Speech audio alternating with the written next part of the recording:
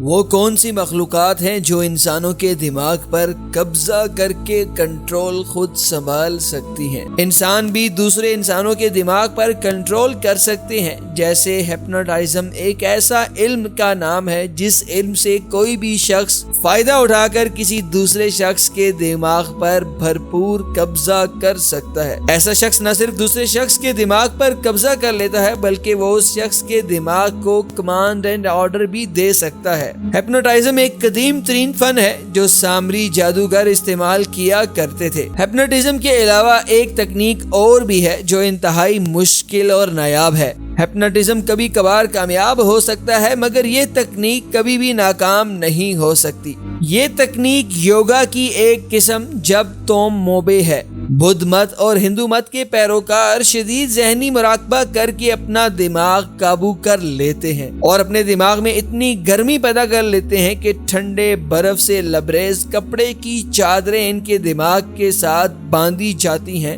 دماغ کی گرمی کی وجہ سے ان چادروں سے بھاپ اٹھنے لگتی ہے اور یہ چادریں خشک ہو جاتی ہیں۔ اس عمل کے بعد وہ کسی بھی دوسرے انسان کا دماغ مکمل کرنے کے قابل ہو جاتے ہیں، مگر یہ لوگ اس اصول کے انتہائی پابند ہوتے ہیں اور اپنی اس طاقت کا غلط استعمال انتہائی کم کر دیتے ہیں۔ بہت ساری مخلوقات انسانی دماغ میں ایلیوژن پیدا کر دیتی ہیں، جیسے 2016 میں برطانیہ کے ایک علاقے میں پولیس نے ایک قتل کا سراغ لگاتے ہوئے 70 سالہ جیمز بروک کو گرفتار کیا۔ پولیس نے دوران تفتیش یہ معلومات لینے کی کوشش کی کہ جیمز کو 19 سالہ الیسا کا قتل کرنے کی کیا ضرورت پیش آئی۔ پولیس کا اپنا شک جسمانی شہوت پرستی تھی، مگر دوران تفتیش سارا رخ اس وقت ڈرامائی انداز میں تبدیل ہو گیا جب جیمز نے کہا کہ اس کے پاس ایک کتا تھا جو انتہائی خون خوار تھا۔ وہ کتا الیسا کو پسند نہیں کرتا تھا۔ چونکہ الیسا اس کی پڑوسی تھی تو کتا ہمیشہ الیسا کو ہراساں کرتا تھا۔ کچھ دنوں بعد میرے دماغ میں عجیب و غریب خیالات آنے لگے، مجھے بھیانک خواب دکھائی دینے لگے اور الیسا سے شدید نفرت ہونے لگی۔ میرا کتا جب بھی میری آنکھوں میں دیکھتا تو مجھے اس کی آنکھوں میں اداسی اور بے بسی نظر آتی۔ چنانچہ میں نے یہ ایک دن فیصلہ کر لیا کہ کتے اور الیسا میں کوئی ایک ہی رہ سکتا ہے۔ میں نے کتے کا انتخاب کیا، یوں موقع پا کر الیسا کو قتل کر دیا تھا۔ کیا آپ جانتے ہیں کہ آج کے دور میں جو مخلوق انسان کے دماغ پر سب سے زیادہ قبضہ کر کے اسے کنٹرول کرتی ہے ان میں سب سے خطرناک ترین موبائل فون ہے؟ جی ہاں، مغربی دنیا میں موبائل فون کو ڈیجیٹل مونسٹر کہا جاتا ہے۔ سینکڑوں سروس کے مطابق ایک عام یورپی شہری کم سے کم 3 گھنٹے لگاتار موبائل سکرین کا استعمال کرتا ہے۔ موبائل فون کی ایپس انسانی دماغ کو اس قدر فینٹائز میں انوالو کر دیتی ہیں کہ گھنٹوں کے بعد بھی انسان موبائل کو چھوڑنا نہیں چاہ رہا ہوتا۔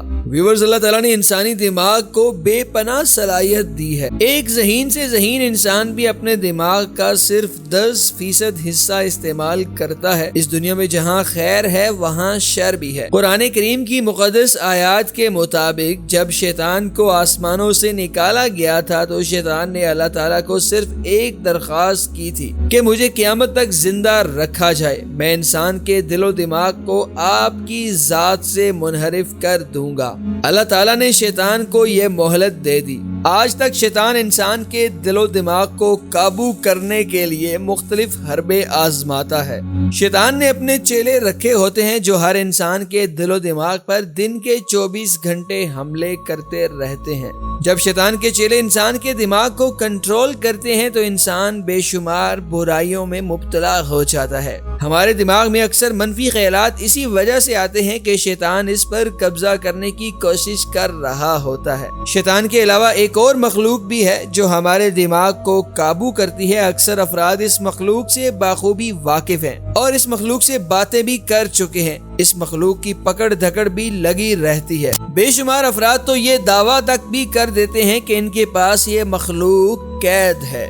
جی ہاں، ہم بات کر رہے ہیں جنات کی۔ جنات ہمیشہ انسان سے خائف رہتے ہیں۔ اس کی وجہ یہ ہے کہ ہماری زمین پر انسان کے آباد ہونے سے پہلے جنات کی حکمرانی ہوتی تھی۔ ایک وقت ایسا آیا جب جنات نے زمین پر شر پھیلانا شروع کر دیا تھا، جس کے نتیجے میں اللہ تعالیٰ کے حکم سے حضرت جبرائیل علیہ السلام نے جنات کو تباہ و برباد کر دیا تھا۔ جنات انسان سے اس لیے خائف ہوتے ہیں کہ انسانوں نے ان کی زمین پر قبضہ کر رکھا ہے۔ اکثر انسان جب کسی ویران سی جگہ سے گزرتے ہیں تو یہ مخلوق اس انسان کے دماغ کو کنٹرول کر لیتی ہے۔ محمد علی اور پوری ٹیم کو دیجیے اجازت۔ اللہ حافظ۔